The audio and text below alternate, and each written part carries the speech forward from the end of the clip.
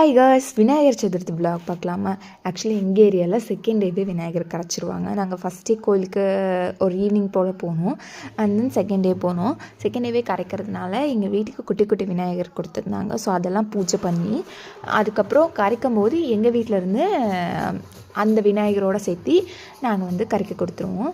So இந்த time தான் அந்த மாதிரிலாம் ஒரு சாஸ்திரம் இருந்தது. எல்லா வீட்டுக்கும் குட்டி குட்டி விநாயகர் கொடுத்துருந்தாங்க. ஸோ அதை நாங்கள் பூஜை போட்டுட்டு அந்த விநாயகர் கூட கொடுத்துருவோம். ஸோ அதை வாங்கி வச்சுட்டு அவங்க அந்த பெரிய விநாயகர் கிடைக்கும் போது இந்த குட்டி விநாயகரையும் கரைச்சாங்க.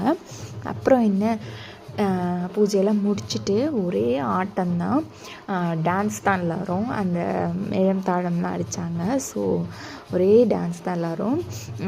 அதுக்கேற்ற மாதிரி எல்லா குரூப்பாக கேர்ள்ஸ்லாம் சேர்ந்து ஆடினோம். ஸோ அண்ட் தென் ஒரு மாதிரி ஜாலியாக இருந்தது. அன்றைக்கிட்டே முடிச்சுட்டு அப்படியே விநாயகரை கரைக்க கொண்டு போயிட்டாங்க.